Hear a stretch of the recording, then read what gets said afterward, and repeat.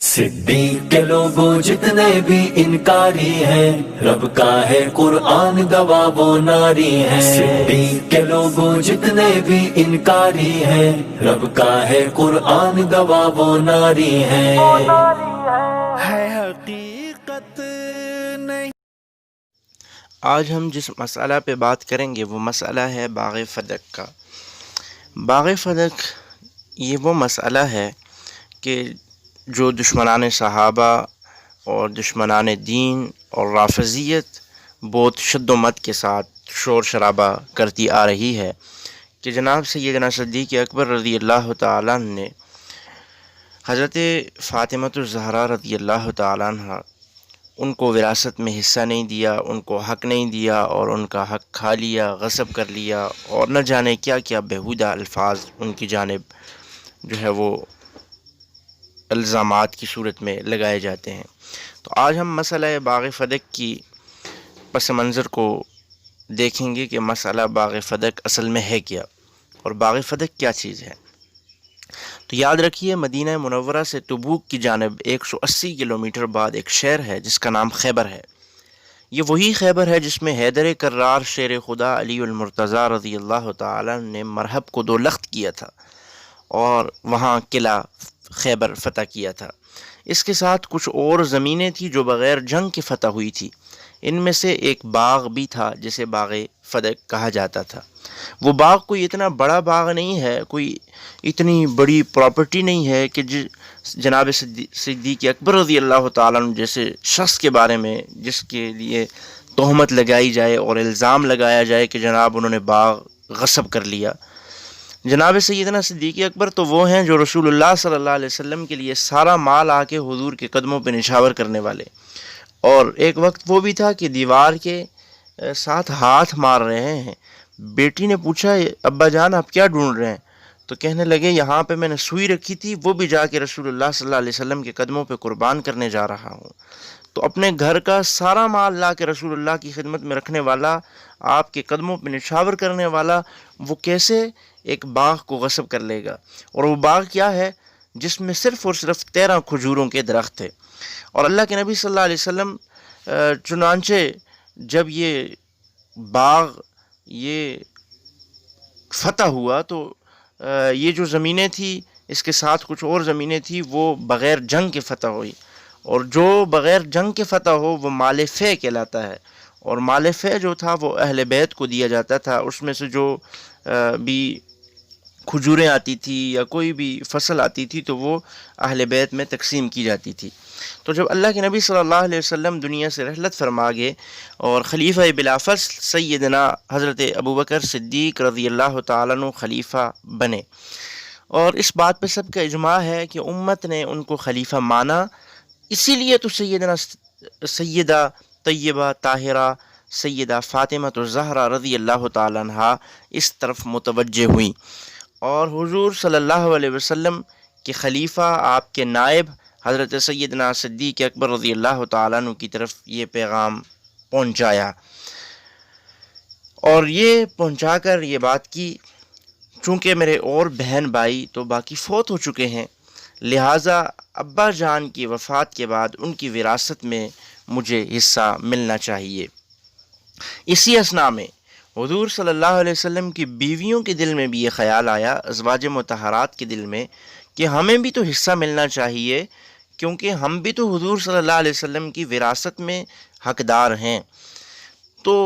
ابو داود شریف میں اس کا حوالہ ملتا ہے کہ انہوں نے حضرت عثمان ابن عفان رضی اللہ تعالیٰ عنہ کو اپنا بڑا بنایا کہ آپ ہمارے لیے مطالبہ کریں، اپنی جانب سے وکیل بنایا۔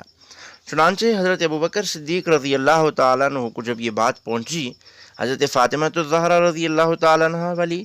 اور ام المؤمنین ازواج مطہرات سیدہ عائشہ سیدہ حفصہ رضی اللہ تعالیٰ عنہ اور دیگر ازواج کی، کہ وہ اپنے حق کا اور اپنے حصے کا وراثت میں سے مطالبہ کر رہی ہیں، تو حضرت ابوبکر صدیق رضی اللہ تعالیٰ عنہ جو جوابات دیے وہ صرف سیدہ فاطمہ کے لیے نہیں تھے بلکہ ازواج مطہرات کے لیے بھی تھے، جن میں سے حضرت ابوبکر کی بیٹی سیدہ عائشہ صدیقہ، حضرت عمر کی بیٹی سیدہ حفصہ اور دیگر ام المؤمنین ازواج مطہرات بھی شامل ہیں۔ وہ جو جواب حضرت سیدنا صدیق اکبر نے دیا ہے وہ شیعہ اور سنی تمام کتب میں موجود ہے اور انہوں نے نقل کیا ہے۔ احتجاج تبرسی میں امام احمد تبرسی اور حق الیقین میں ملا باقر مجلسی نے لکھا ہے، اور ہماری کتابوں میں سے الطبقات الکبریٰ میں امام ابن سعد نے، اور سنن کبریٰ بہقی میں امام ابو الحسن بہقی لکھتے ہیں، ابو بکر صدیق فرمانے لگے، لخت جگر پیغمبر، بیٹی فاطمہ خاتون جنت، اگر آپ کو جائیداد چاہیے تو ابو بکر کی ساری جائیداد آپ کے قدموں پہ قربان ہے۔ ابو بکر تو وہ ہے کہ جس نے حضور علیہ السلام کے لیے، آپ کے خاندان کے لیے، اسلام کے لیے سارا مال لا کے رسول اللہ کے قدموں پہ قربان کر دیا۔ ابو بکر کیسے آپ کا مال غصب کر سکتا ہے؟ بہرحال آپ کو اگر جائیداد مال چاہیے تو ابو بکر کا سارا مال آپ کے لیے حاضر ہے۔ حضرت فاطمہ فرمانے لگی،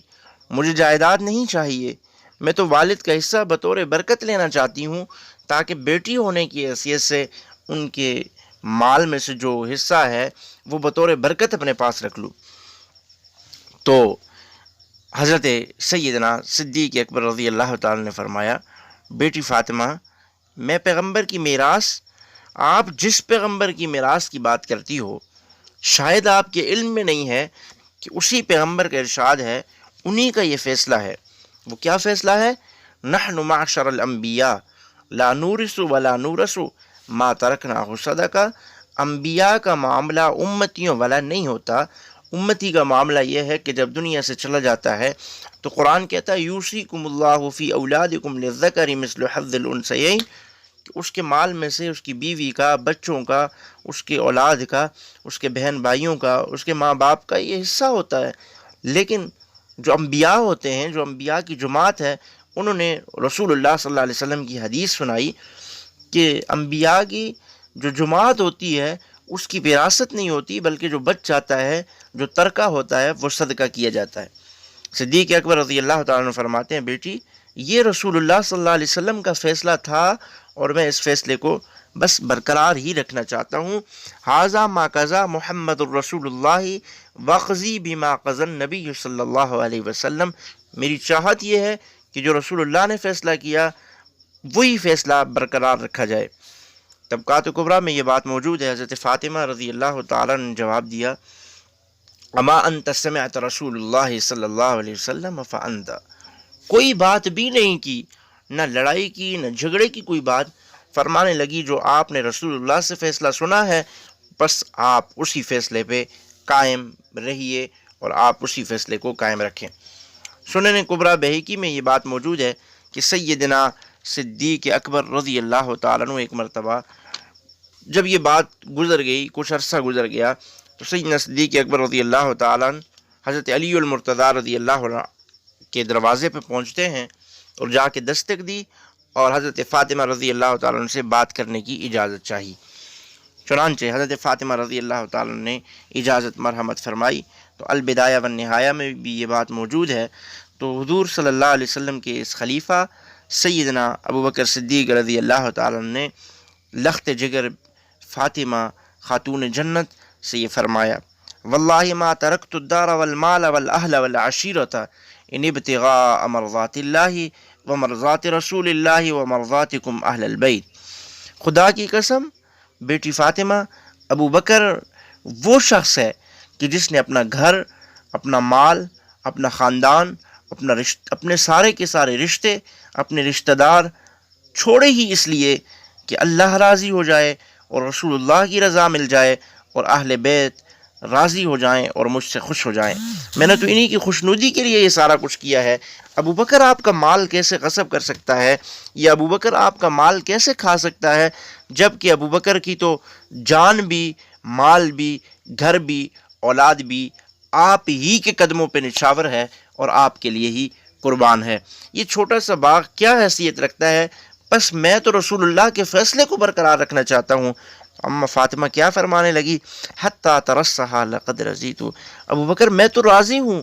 آپ ایسا کیوں کہہ رہے ہیں، میں تو آپ سے راضی ہوں، بس آپ وہی کیجئے جو فیصلہ رسول اللہ صلی اللہ علیہ وسلم نے کیا تھا، آپ اسے برقرار رکھیے۔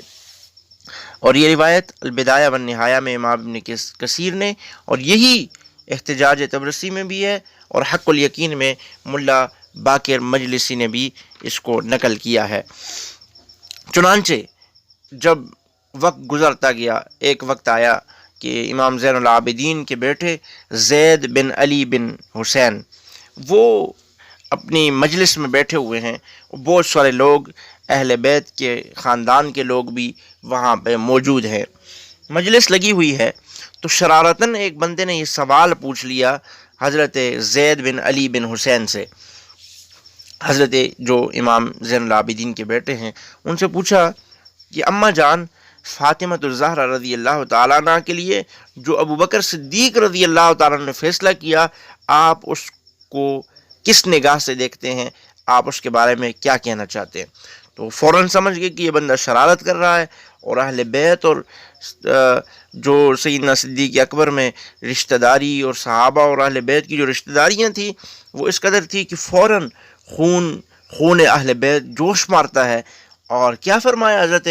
زید بن علی بن حسین رضی اللہ تعالیٰ نے؟ فرمایا اما انا فلو کنت مکان ابی بکر لحکمت بما حکم ابو بکر فی فدک،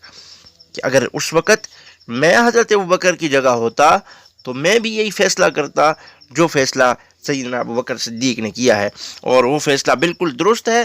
اور اس فیصلے کو 100% ہمارا اس پہ اعتماد ہے۔ اور آج جو لوگ اعتراض کرتے ہیں ان سے ایک سوال یہ ہے کہ اگر حضرت ابو بکر صدیق کا فیصلہ غلط تھا نعوذ باللہ، تو کیا حضرت علی رضی اللہ تعالیٰ نے اپنے دور خلافت میں اس فیصلے کو تبدیل کیا؟ اگر کیا تو کوئی دلیل نہیں کیا، اور تمام کتب میں یہ موجود ہے کہ فیصلہ تبدیل نہیں کیا، تو معلوم یہ ہوا کہ انہوں نے بھی رسول اللہ کے فیصلے کو برقرار رکھا، اور وہ بھی اس کے خلاف نہیں گئے۔ اگر فیصلہ صدیقی غلط ہوتا تو حضرت علی المرتضیٰ اس کو بدل دیتے، اور پھر حضرت امام حسن رضی اللہ تعالیٰ عنہ کو خلافت ملی تو کیا انہوں نے اپنے دور میں اس باغ فدق کو اپنے قبضے میں لیا یا انہوں نے اس کو اپنے نام کیا؟ بلکہ اسی طرح سے جیسے حضور علیہ السلام کے زمانے میں کھجوریں اور اس کا جو فصل جو آتی تھی وہ اہل بیت میں، ازواج مطہرات میں، اولاد میں تقسیم کی جاتی تھی، اسی طرح سے وہ تمام ادوار میں تقسیم ہوتی رہی۔ اسی طرح حضرت عمر، حضرت عثمان، حضرت علی، حضرت حسن، تمام جو خلفاء ہیں ان کے زمانے میں اس کا جو نفع ہوتا تھا وہ اہل بیت کے درمیان تقسیم کیا جاتا تھا۔ اگر ان کا فیصلہ غلط ہوتا تو حضرت علی المرتضیٰ اور حضرت حسن ضرور اسے تبدیل کرتے۔ لہٰذا معلوم یہ ہوا، یہ اس کا پس منظر اور یہ سارا مسئلہ باغ فدق ہے، معلوم یہ ہوا کہ حضرت سیدنا صدیق اکبر رضی اللہ تعالیٰ عنہ پہ جو الزام لگایا جاتا ہے وہ بے بنیاد ہے، وہ بالکل سراسر غلط ہے۔ اگر درست ہوتا تو ہمارا پھر یہی سوال ہے حضرت علی، حضرت حسن رضی اللہ تعالیٰ نے اسے بدلا کیوں نہیں ہے؟ اللہ تعالیٰ ہمیں صحابہ اکرام سے محبت کرنے کی توفیق عطا فرمائے۔ اور نبی علیہ الصلوۃ والسلام کا ارشاد بھی ہے صحابہ اکرام کا جب ذکر کرو تو ذکر خیر کرو، اور صحابہ اکرام رضی اللہ تعالیٰ سے محبت رکھو۔ جو ان سے محبت رکھے گا گویا اس نے اللہ کے نبی صلی اللہ علیہ وسلم سے محبت کی، اور جس نے اللہ کے نبی سے محبت کی اس نے گویا اللہ سے محبت کی، اور جس نے ان سے بغض کیا انہوں نے گویا رسول اللہ سے بغض کیا۔ تو اس لیے اللہ تعالیٰ سے دعا ہے اللہ تعالیٰ ہمیں صحابہ اکرام کے نقش قدم پر چلنے کی توفیق عطا فرمائے۔